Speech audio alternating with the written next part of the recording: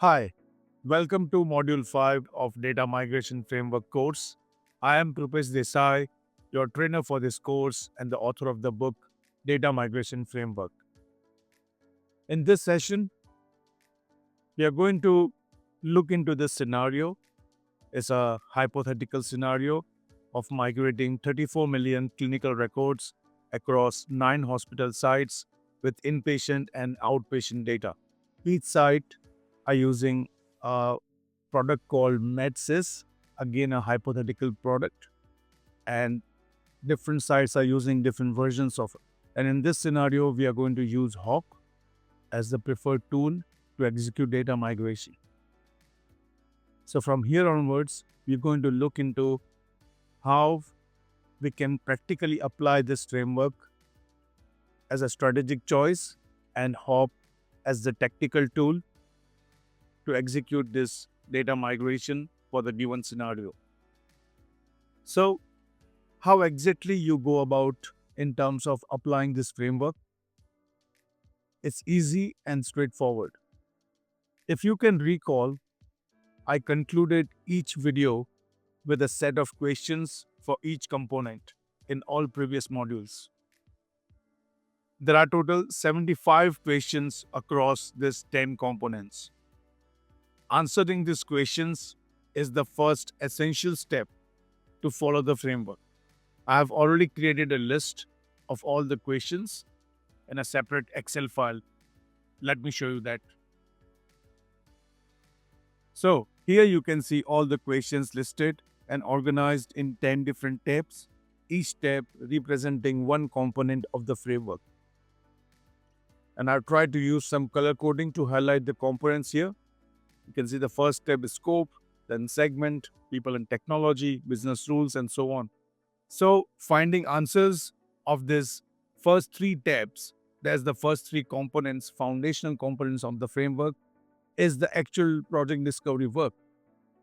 You can go beyond the first three components and try to find answers for other components as well, because the more information you have, more detailed your first version of the plan can be. You can see I have already organized those questions here. So, data migration plan is drafted from the information gathered in that process, where you try to find answers of those questions. Data migration plan can be lightweight document for internal reference, or it can be a comprehensive audit-ready document and a one-stop stop to find all information about data migration for business users or auditors after the cutover. You cannot find all the answers in one go. Rather, you need to find the right people, that's your stakeholders, to help you to find answers of these questions.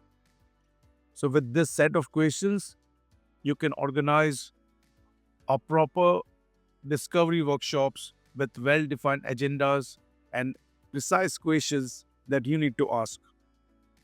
And from those answers comes the data migration plan 1.0. In this session, we are going to pretend we have found majority of answers for the given scenario here, which we are then going to review in a moment.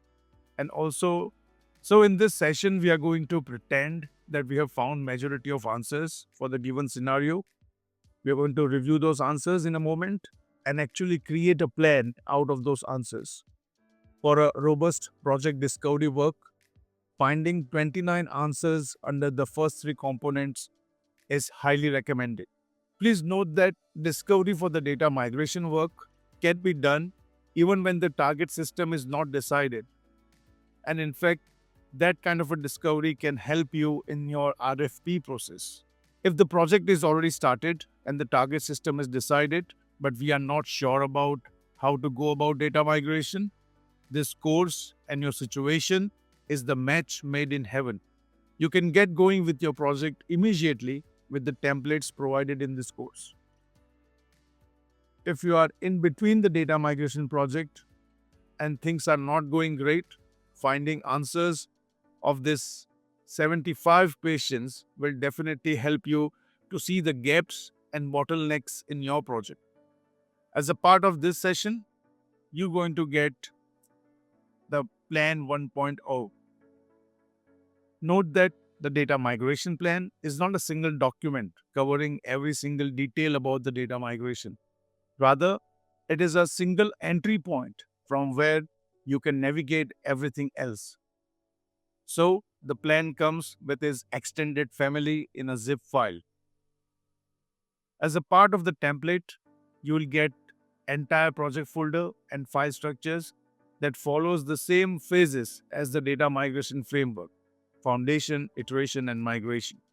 Other documents produced during the data migration process live in the respective component folder within these three phases.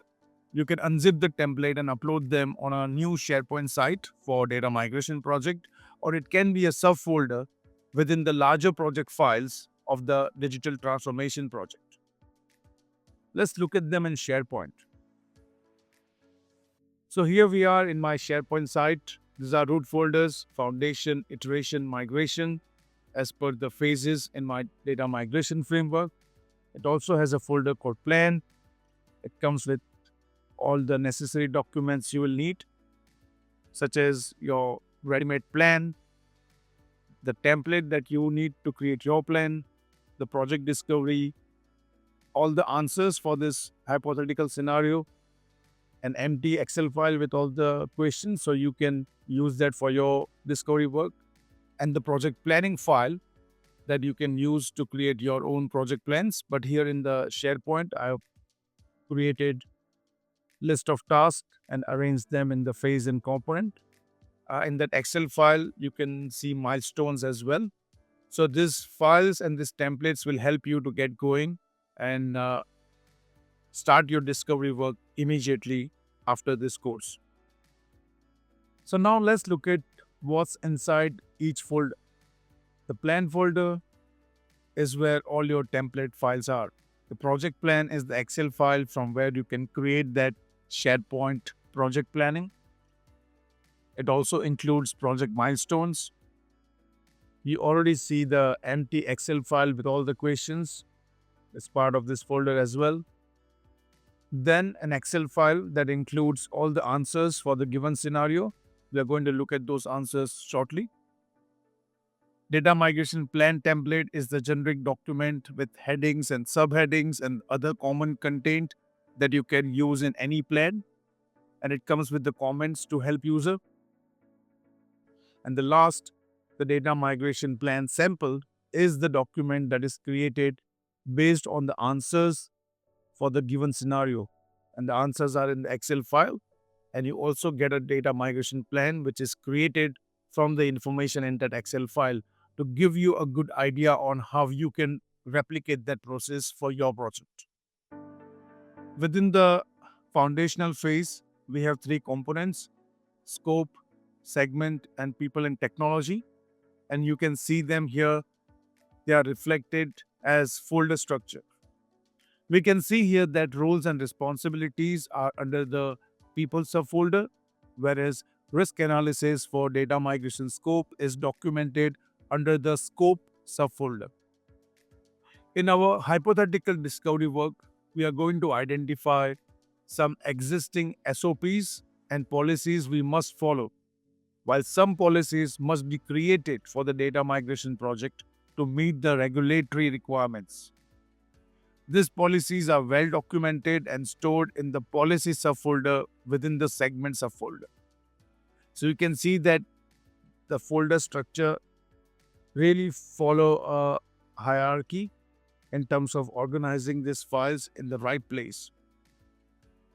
Technology subfolder here got some hop brochures for time being, but what I want to show here is that you can use this subfolder to place all your technology related document, be it a support document, SLA, statement of work, whatever you want to store about technology or the tools for your data migration, that will go here. Second is the iteration folder. So most of the artifacts you must have to conclude the project discovery work with data migration plan 1.0 are included in this template. However, Iteration and migration phases are to be executed later on, given that the data migration plan 1.0 gets approved and endorsed by the stakeholder. Therefore, I have included some artifacts to showcase right location of various documents to be generated or to be used during the iteration phase of the data migration project, where multiple test runs are conducted as a preparation for the cutover date. Wherever you see the star mark, that file is not included, but it's just shown here as a placeholder to highlight the right location for the right file. And again, not surprising, the last folder, migration, it includes subfolder for each critical component of the migration phase, that is testing strategy, go live, and post migration. And you can see which particular file should live where in this folder hierarchy. So I hope we have a good idea on what we're going to get in terms of the templates. Let's look at the scenario one more time. So let's assume one good day you wake up, start your day, and you receive a call from a client. And here is the brief that you're getting. If you're going to migrate 34 million records from 9 hospitals, we have inpatient and outpatient data. We are using a product called MedSys EMR, but we have different versions across the different sites. Can you please help us? And how to go about this migration? So let's do some discovery work by finding answers for the foundational components of the DDMF. And now we are looking at all the answers. You have to figure out these answers by conducting right workshops with the right stakeholders. Before we jump into the answers, let's just quickly review this file. I want to highlight two things here. You must have seen there are color coding here. As I said, you cannot find answers of all the questions in the project discovery. So the one which is left blank, I've tried to highlight them here. And the questions which are highlighted, I want to emphasize that my framework is agnostic to any tool. It was not created for HOP. But in fact, HOP is the best and the specialist tool out there. I've tried to highlight those questions where in answers, HOP features are reflected. So when you look at this file, you will see how and where I'm using HOP. And in this session, I really want to highlight those questions. You can obviously get this template and review all the answers later on. But in terms of the training, I want to highlight HOP features. So let's first start with the scope. The first question says, can we quantify the volume of data to be migrated to the new system? And what is the reasoning behind the volume, right? So we have 34 million clinical records across 9 hospital sites with inpatient and outpatient services, include 18 years of EHR data. Migration exclude unstructured imaging data beyond 7 years to reduce storage and processing load. So this is the information we have. Okay, right now, there's no reasoning here, but that's the best answer you can figure out for this question in your discovery. Let's assume that. Second question is about, is there a single legacy system or multiple one? Here answer, there are multiple systems of this particular product and they have local customizations. Some additional legacy systems are also involved for the billing and diagnostic modules. So similarly, you go and approach all of these questions. For your pros and cons about Big Bang or phased, you mentioned here that Big Bang is faster, phased has a safer and testable approach. And which one you want to use, phased or Big Bang? You answer in the next question, that how we actually going to approach this migration. So we're going to start with the 3 smallest outpatient clinic as a pilot site, and then migrate hospital clusters in increasing complexity. Then it goes into data archival policies. Is there any regulation or policy to be followed for data retention and archival? Of course, there is one. So in your project as well, these questions will be asked and you must be thinking about it already. Now let's look at the second component where there's a one particular question where we have HOP in the answer. The question is complete data migration offered as a managed service by vendor of the target system? Vendor offers partial services to validate the clean stage data and load it into the target system. Internal team and hop software used for code transformation and validation. So you can see that wherever there is a hop in the answer, I've highlighted that question. So you can review all the features of hop for which it has been selected for this project. And you can also justify the use of hop for your own project. I also wanted to highlight this one question here. What type of regulatory policy and compliance applied to the segment? We're going to look at this in the when we look at data migration plan. But here in the answer, you can see that during the discovery, we have found that HIPAA compliance applied to all the patient. We have 3% of patient from the Europe region, so GDPR applies to them. We have some internal policies such as HRIS privacy policy for employees, then unified care revenue cycle SOPs for the billing. So we have to mind these policies when we migrate data, and we will look how it is reflected in the plan as well. But let's first look at the questions which are related to HOP. In the third component, people and technology. Now here, very first question, which specific tools and personnel are essential for executing a successful data migration? So in tool, we say hop. You can see here there is no any other tool, just hop as a one place, one shop stop for your data migration solution. And in terms of different people, you need data analyst, SMEs, compliance officer, your migration lead, and then for testing and QA, you need a lead. So this is the minimum number of people or number of roles that you can think of when you do data migration. Okay.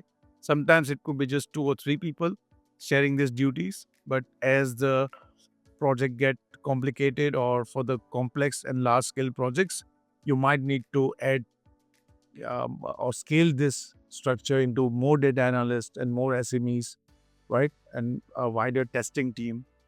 But bare minimum, these are the roles that you would typically see when you do data migration.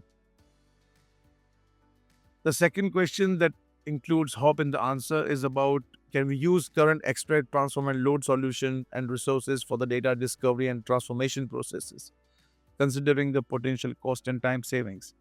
So here in the answer, we said partial reuse of CSV extract code from source system, hop adopted for transformation and managing the data migration project. So here we, in the discovery, figure out that there are already some CSV files created out of the source system for some downstream data integration needs. We can actually reuse those CSV and reuse those extract code. But in terms of the data migration, we're going to use hop for the transformation and managing the whole project. Then which toolset should we choose for ETL, such as SSIS, Informatica, Python, etc.? So here we are saying HOP is a comprehensive data migration platform that manages entire data migration project and offer audit-ready data transformation capabilities to support compliance needs, from data transformation to validation of underlying business rules. With version control and sign-off, HOP will be used to run the data migration project. Existing CSV export scripts can be reused subject to analysis, and HOP extension is available to extract data from the legacy database as well. So here you can see that I've tried to make those answers readable, but in your discovery work, it can be just quick bullet points, right? But in order to make it more palatable here, I've tried and put the answers in a more readable form, basically. Then we have the consulting cost and the tool cost. So HOP is licensed annually, and we have consultants to help you guys as well. Then it asks you about the data maturity assessment. Now that's part of my book that follow a guideline of, if you know your data maturity assessment, if you've done the maturity assessment recently, then if with the higher maturity, you can go with the ETL tools.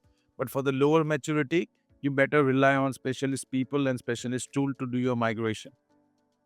So that's why we have this question here. Then have we evaluated the availability and skill set of SMEs and technical teams member to support data migration? So you might So we have adequate data analysis for mapping validation, but we lack transformation expertise. And that's where HOP and their external consultant can be handy. Similar question about should we onboard specialist consultant or not?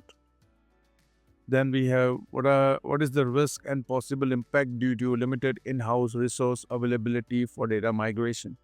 So there is a long answer for that. But again, this is very subjective, right? It will vary situation to situation, project to project. My intention here is to show you guys how you can leverage this questions, and this set of questions are really comprehensive. If you can't answer something, which means you have gaps in your project planning. So even if you don't create a plan, even if you are in between the project, take this list of questions and try to figure out whether you have the answers or not for those questions. So we have looked into first three components, and I really want to briefly show you the other components as well. Now, in reality, you might not be able to find all the answers for the other 7 components. Okay, you might be able to just find 1 or 2 answers for remaining components. It's been a hypothetical exercise, so I've taken the liberty of that and tried to answer as many questions as I could. But what I want to highlight here is that you might not be able to do that. However, for the discovery, make sure that you have answers for these first 3 components. And that can be done even when the target system is not known. So use this foundational component for a robust project discovery work based on which you can plan your data migration activities. So we looked at all the answers that we could figure out during the project discovery work. We actually pretended or mimic the discovery work, and it's going to be a significant exercise for you in your project, and it can take a day, a week, or even multiple months as well, depending on whether you have those stakeholders available to answer those questions and move forward or not. So best of luck on that. So now we have all the answers. Let's look at the data migration plan created out of those findings. All right, let's start from the beginning. So you can see the template is simple. I've not put any fancy theme here, but you can use your company's theme, your business theme. You can format it as you want, but this is a simple structure and a small document. It has 17 pages. So your plan doesn't have to be a 120-page giant report that then going to collect dust. It can be precise, to the point, and informative for stakeholders to feel confident about your plan and actually sign off it and approve it so you can execute data migration. It clearly states that this is a template, and we looked into the project data management presentation that there are 1, 2, and 3 level, depending on the intensity of documentation and how much audit ready you want to be. You can say that this particular plan is on level 2, but throughout the plan, you will see comments like this that will help you or highlight what documents are required to scale it to level 3. So let's look at the structure first of all, for the executive summary. Then even the plan is structured with the framework components and framework phases, that is foundation, iteration, and migration. And within that phase, the scope, segment, people, and technology, they are the 3 components of the framework. So even the plan is structured as per the framework. Make sense? I hope so. I've also tried to put document control, again, a hypothetical document control. But what I want to show here is that after your discovery, you will not just straight away create the 1.0 final version. right? You will create first draft that will go through certain reviews. Other stakeholders in the project will review it, and finally it will get approved by the project sponsor. So the document will go through this journey. An executive summary, it clearly states what the project is all about. It states that the DESI data migration framework going to be the strategic choice. It briefly highlights what the framework is all about and what is the significance of plan 1.0, 2.0, and 3.0. All right. And from here, it again follows the same structure as per the framework.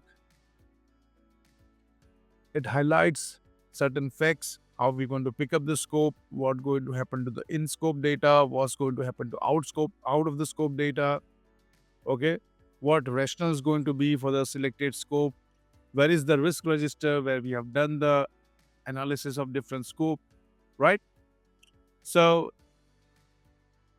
in segment, again, as per the framework recommendation, it recommend to see the data in terms of master and transitional data.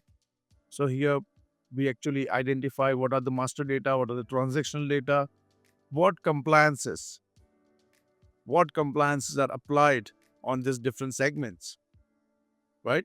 And we also created policies specifically for data migration, while we have to follow existing policies and SOPs applied on certain segments of the data. And we do so by putting controls in ETL, or we have contractual obligations with vendor to ensure that the right controls are in place to follow the policy and procedures. Now in the people and technology segment, you have good enough information around why HOP is selected as the primary tool to do the data migration, and also the number of roles required to execute data migration and what will be their responsibilities with the RESI metrics. At the end of the third component, I try to include the sign-off responsibility metrics. So you know for different level, for level 2 and 3, what kind of document you should have or you must have with the sign-off and by whom. This project and this document then goes on to giving a high-level summary of how you're going to manage iteration and how you're going to manage the migration as well. You don't have to highlight, or you don't have to find all the answers, but you need to find at least good enough information that you can tell your stakeholders that what is your high-level approach on handling the iterative and migration component. So how are you going to handle data quality? How are you going to handle cutover, the go live? What is your strategy for the testing? This thing you have to highlight here, right? Finally, is the migration component. At the end of the data migration plan, I've also highlighted the artifacts that you need to produce for your level 1, 2, or 3 project data management compliance. To get this entire project template with data migration plan, the answers, empty file with all the questions, all the supporting file, policies, risk register, please contact me to purchase those templates. The course is free, but I have put this template behind the paywall. So if you're interested in using this template for your next project and want to get started in an hour, contact me to buy the project templates. I also want to share a good news that in few weeks from now, when I'm recording this, a web application is coming out where you can create a sign up, create a project, and you have a good user interface where you can answer those questions and produce the data migration plan as an automated process. If you want you can create the plan, and if you want the plan, you have to obviously pay for it. But once paid, you can come back, refine the answers, and generate the plan again and again, unlimited times. So I'm trying to automate the creation of the plan as well. If you're watching this after a few weeks from the release date of the course, the web application might already be live, and I will include the link of the web application in the lesson description on Hop Academy. So now we looked at all the answers, done the project discovery, looked at the plan, and I've already highlighted the features of Hop in that project discovery work. In the next video, we actually going to look at those features of Hop. We just have one more video to go. Thank you.